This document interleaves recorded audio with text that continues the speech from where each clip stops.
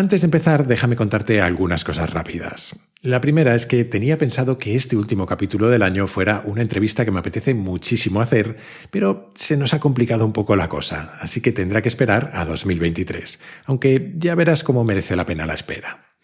La segunda es que hace unas semanas te contaba que Kaizen estaba nominado a los premios Evox en la categoría de Economía y Empresa. No ganamos, pero casi. Quedamos segundos y bastante cerca del primero. Así que muchísimas gracias por vuestros votos. También quiero agradeceros otra cosa. Seguramente sepas que hace unos meses lanzamos el equipo de donación Kaizen junto a Ayuda Efectiva, una fundación dedicada al altruismo eficaz. Bien, pues esta semana han publicado su ranking del año y el equipo Kaizen está en el top 3 de los que más han donado y es el que más donantes ha tenido. Habéis sido más de 60 oyentes los que habéis contribuido a mejorar la vida de más de 7.000 personas. Gracias de corazón. Y si quieres unirte, recuerda que puedes hacerlo a través de ayudaefectiva.org/c/Kaizen. Y lo último que te quiero contar es una pequeña sorpresa para quienes escucháis Kaizen y nada que ganar. Y es que, si todo va bien, este viernes 23 de diciembre nos juntaremos Cris Carrascosa, Recuenco y yo para grabar un capítulo de Nada que Ganar en directo y con público en Madrid. Lo anunciamos hace unos pocos días por Twitter y las entradas, que son gratuitas, por cierto, están volando. Pero aún quedan algunas. Si te apetece asistir, pégale un vistazo al Twitter de Nada que Ganar, @nadaqueganarpod, o utiliza el enlace que aparece en las notas de este capítulo. Y ahora sí que sí, vamos a por el tema de hoy.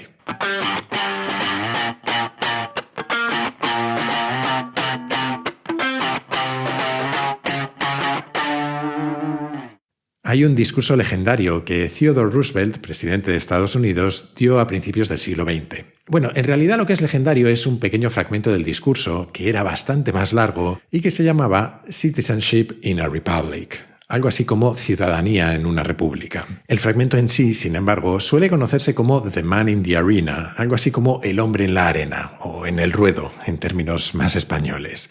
Te invito a buscarlo en inglés y te lo dejo en las notas del capítulo porque con la traducción que yo he hecho creo que pierde un poco. Aunque vendría a ser más o menos así. No es el crítico quien importa, no es aquel que señala cómo una persona fuerte tropieza o cómo quien trabaja podría haberlo hecho mejor.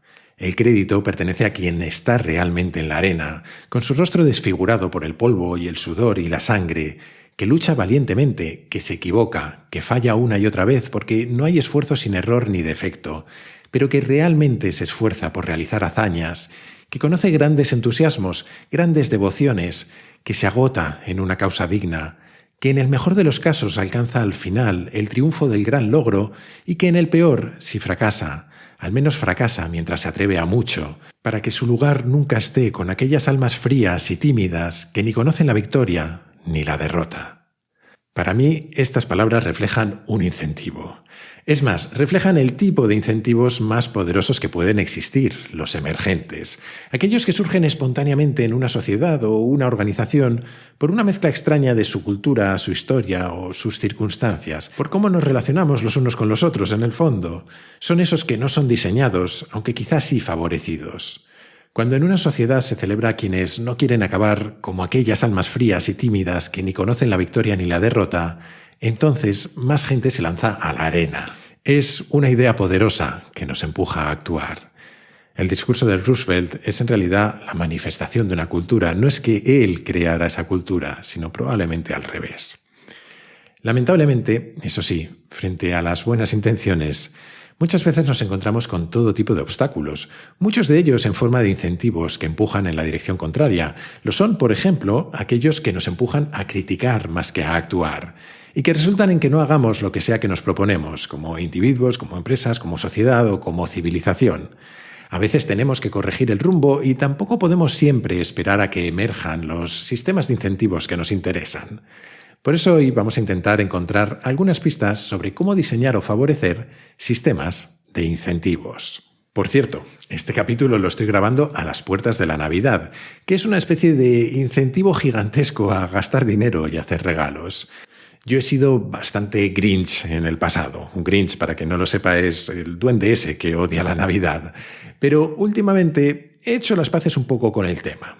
Creo que hay una forma sana de afrontar las Navidades, que no tienen por qué convertirse en un desfase de consumismo, pero que es a la vez una excusa tan buena como cualquier otra para intentar dar a quienes nos importan alguna alegría. Y si son oyentes de Kaizen, tal vez puedas regalarles o regalarte, que también podemos cuidar de nosotros mismos, una suscripción a la comunidad Kaizen, que es una forma de apoyar el podcast económicamente, algo que yo agradezco mucho, pero es también una manera de acceder a un foro en el que encontrarás a otros curiosos compulsivos, recomendaciones de cientos de libros y de películas, tendrás contenidos exclusivos y acceso a un feed sin publicidad. Y no solo eso, sino que también podrás participar en los encuentros mensuales que estamos organizando y también en el Café Kaizen, una especie de sesiones de mentoría o de charla conmigo. Así que si te interesa, ya sabes, solo tienes que entrar en mi web jaimerodriguezdesantiago.com y hacer clic en el banner rojo. ¡Feliz Navidad!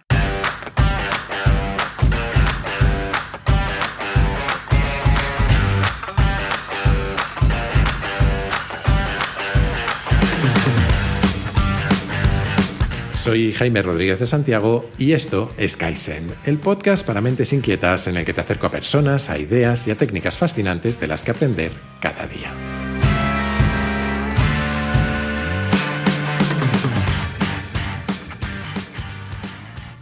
Dedicamos el capítulo anterior de este especial sobre incentivos a hablar de la importancia que tienen, de qué sucede cuando nos sale el tiro por la culata y de por qué puede suceder. Por si no te acuerdas, o si aún no lo has escuchado, aunque en ese caso te recomiendo hacerlo antes de meterte con este capítulo, empezamos contando algunos ejemplos del poder de los incentivos, como aquel del que suele hablar Charlie Munger, de la empresa de mensajería FedEx, o las aventuras y desventuras de ingleses y franceses luchando con cobras y ratas en sus colonias. De hecho, recordarás que de aquellas dificultades de los británicos con las cobras en la India nació lo que suele llamarse el efecto cobra, que es básicamente un ejemplo de incentivos perversos o disfuncionales. Al ofrecer recompensas para acabar con ellas, lo que lograron fue que la gente se dedicara a criarlas. Y decíamos que el efecto cobra es un caso particular de una serie de ideas que se pusieron de moda en los años 70 del siglo XX y que vienen a decir cosas parecidas entre sí. Son las leyes de Woodhart y Campbell y la crítica de Lucas, que en el fondo de lo que hablan es de cómo cuando usamos una métrica para impactar en un sistema complejo y solo nos fijamos en ella, esta acaba pervirtiéndose y perdiendo su valor informativo. El ejemplo más claro para mí es el de los sistemas educativos. Cuando nos fijamos en el porcentaje de aprobados como la principal medida de calidad del sistema, es fácil que acabemos reduciendo el temario, enseñando a los alumnos a aprobar exámenes o rebajando la dificultad, pero no necesariamente significa que mejoraremos la calidad real de la enseñanza. En la segunda mitad del capítulo nos dedicamos a analizar algunos de los motivos por los que la cosa se torcía. Hablamos de la falacia McNamara, que básicamente consistía en pensar que lo único que importa es aquello que podemos medir y entonces diseñar los sistemas de incentivos alrededor de ello. Muy relacionada con esta, una segunda característica de los sistemas de incentivos mal diseñados era que tenían un foco estrecho, es decir, que solo se fijaban en una parte de la realidad y decíamos que de manera general, a la hora de diseñar incentivos, convenía tomar cierta distancia e intentar buscar formas a más alto nivel de afectar a los resultados. Y por último, la tercera característica habitual que destacábamos en los sistemas de incentivos mal diseñados era que tendían a usar métricas de vanidad, aquellas que suenan bien, que otros entienden y valoran claramente y que por lo general nos hacen parecer más guapos o listos o lo que sea, aunque rara vez esas métricas pueden capturar una realidad compleja. Terminamos aquel capítulo con una reflexión sobre el impacto profundo de los incentivos. Citábamos a César Astudillo y a un tuit suyo que decía que si la cultura se desayuna a la estrategia, los incentivos se llevan todo por delante. Los incentivos arrasan con la cultura, la ciencia, la ética, con nuestra personalidad o incluso con nuestra identidad. Y rematábamos pensando en cómo tenemos un enorme conflicto con los incentivos políticos en nuestra sociedad, cuando lo que más interesa a quienes nos gobiernan es hacerlo con políticas cortoplacistas que generen votos, mientras que muchos de nuestros problemas más profundos requieren de decisiones difíciles en el corto plazo, cuyos resultados tardarán años o incluso décadas en llegar. ¿Vale? Todo esto está muy bien y criticar es muy fácil. De hecho, ahora que lo pienso, los incentivos para criticar son altos. Es relativamente sencillo que mucha gente concuerde contigo y no te expones demasiado. Mientras tanto, los incentivos para proponer o intentar hacer cosas suelen ser menos claros. Sí, nos podemos llevar la fama o el dinero, pero también nos exponemos nosotros mismos a la crítica. Lo de saltar a la arena, que decía Roosevelt, no es especialmente sencillo. Pero hoy vamos a intentarlo. Para no quedarnos solo en señalar los sistemas mal diseñados, hoy vamos a tratar de definir algunas ideas clave para diseñar sistemas de incentivos y que no nos hagan la cobra. Perdón, no he podido resistir el chiste malo.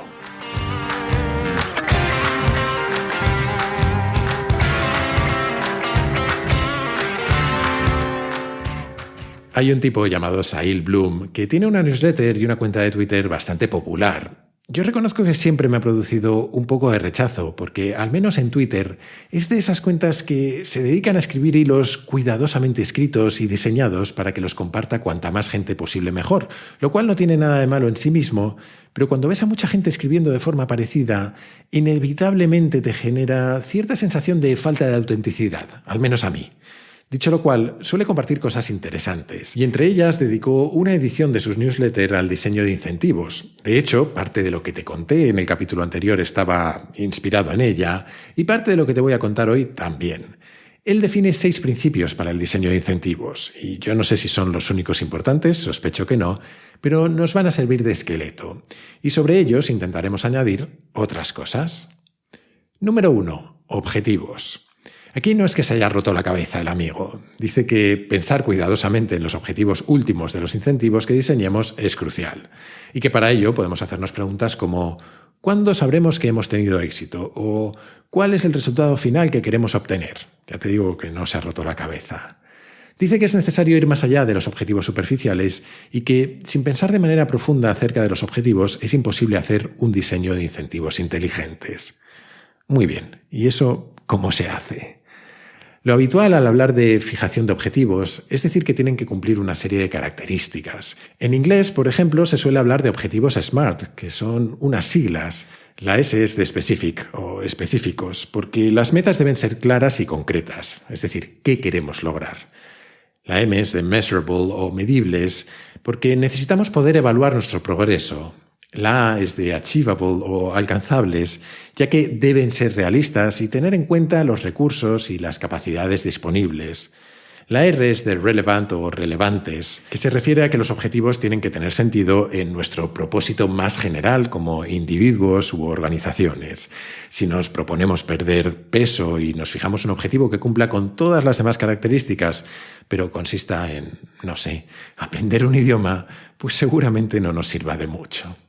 Y la T es de time bound o acotados en el tiempo, que es simplemente que deben ir acompañados de una fecha en la que esperamos conseguirlos. Todas estas siglas están muy bien para muchas cosas en las empresas o de manera individual, porque nos permiten tener una serie de reglas con las que definir objetivos más o menos razonables.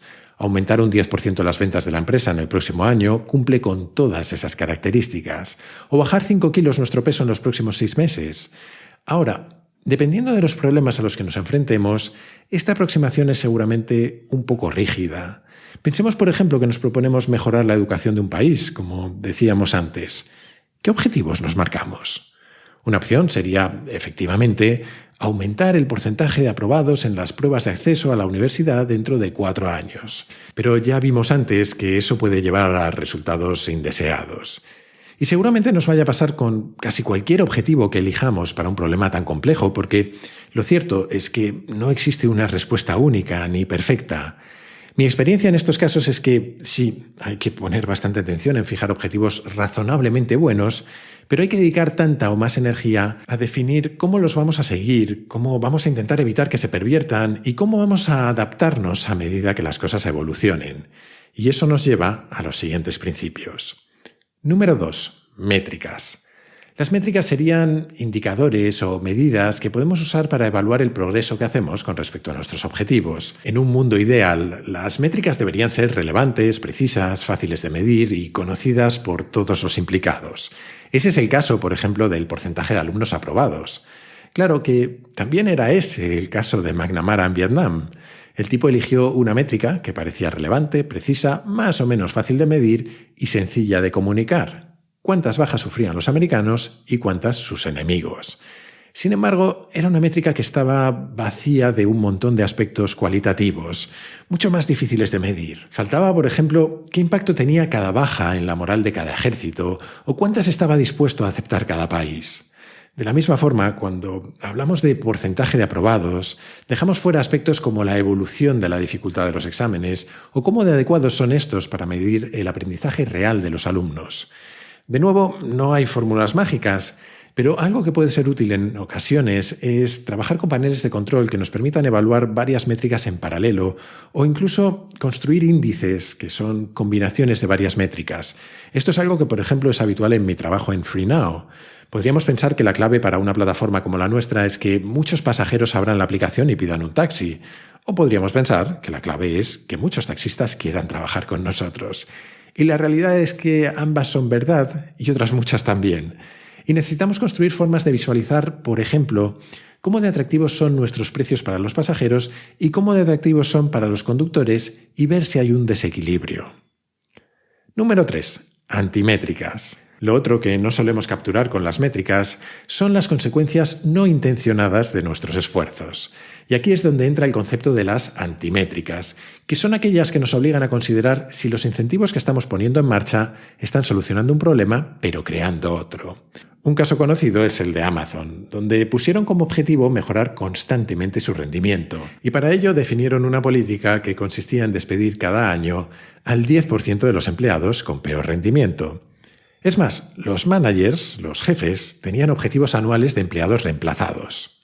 Pero el resultado fue que, para preservar a su equipo, los managers empezaron a contratar a gente pensando en despedirles después y no en subir el nivel de sus equipos. Una forma de haber intentado minimizar esto habría sido establecer una antimétrica. Por ejemplo, la permanencia media en la empresa de los empleados contratados antes y después de introducir esta política.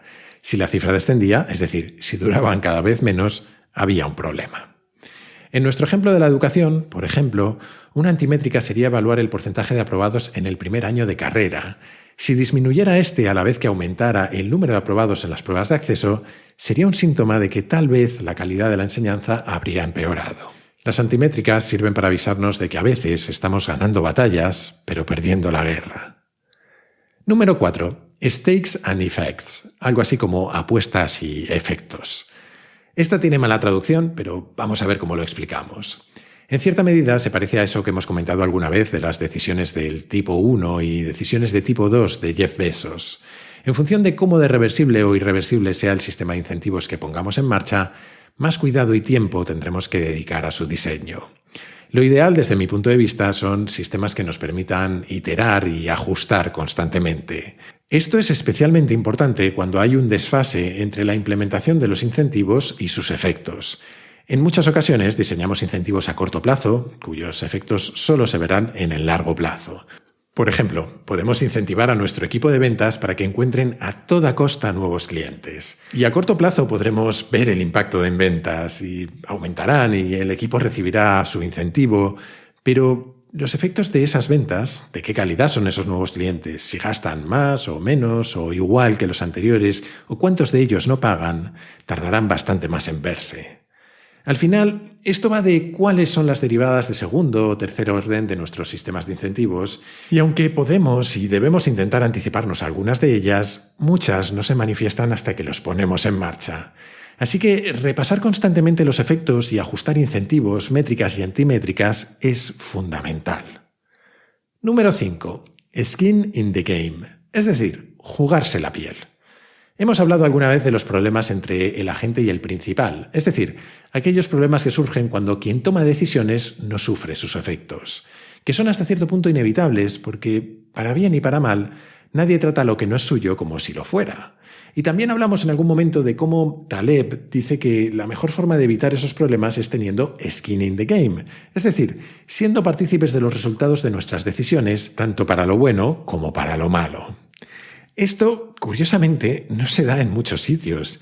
Si piensas en algunas grandes empresas, los directivos que están al mando suelen tener un sueldo fijo y bonus que les recompensan cuando las cosas van bien, pero no suelen tener ninguna penalización si van mal.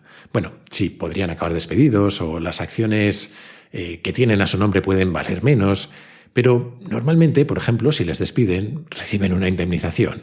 Es decir, suelen tener poco skin in the game, se juegan relativamente poco, más allá de lo que dejan de ganar o su propio ego.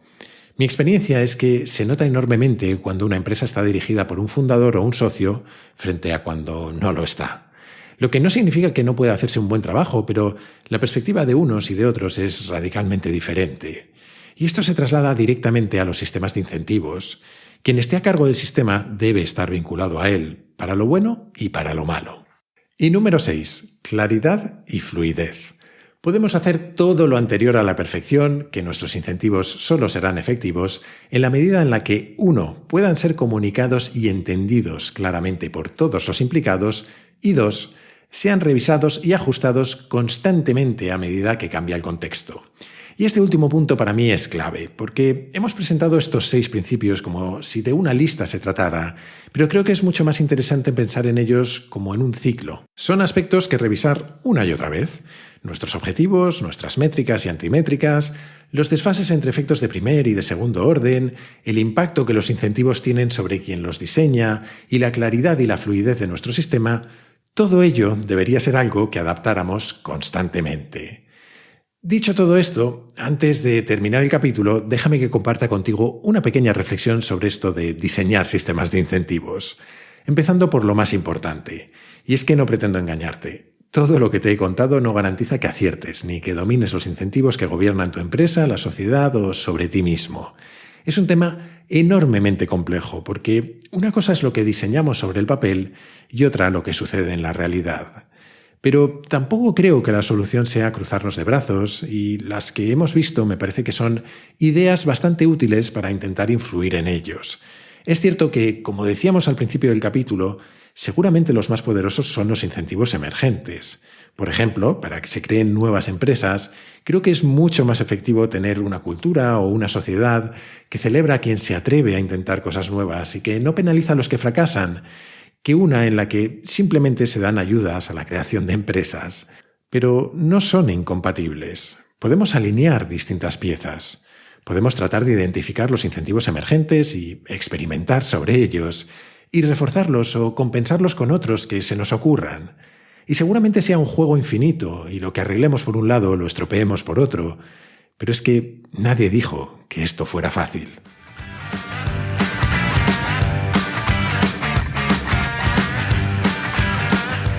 Y hasta aquí el capítulo y el año 2022 de Kaizen. El podcast y yo volveremos a mediados de enero, tras un necesario descanso.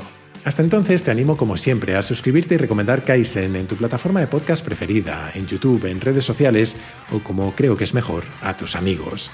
Así me ayudas a que el podcast siga creciendo. Además, si te gusta el podcast, puedes unirte a la comunidad Kaizen, una forma de apoyarlo económicamente, que yo lo agradezco mucho, y también de acceder a un foro en el que encontrarás a otros curiosos compulsivos, recomendaciones de cientos de libros y películas, tendrás acceso a contenidos exclusivos y a un feed sin publicidad, además de otras muchas cosas. Para hacerlo solo tienes que entrar en mi web, jaimerodriguezdesantiago.com, y hacer clic en el banner rojo. Y recuerda que desde mi web o desde mi Twitter, @jaime_rds, puedes hacerme llegar tus comentarios, tus sugerencias, lo que tú quieras. Siempre contesto, aunque a veces tardo un poco. Y esta temporada, además, puedes participar en el podcast enviando tus notas de audio por WhatsApp al siguiente número, 683-172-622, con el prefijo 34 si lo mandas desde fuera de España. Y esto es todo por hoy. Te deseo una muy feliz Navidad y nos vemos a la vuelta.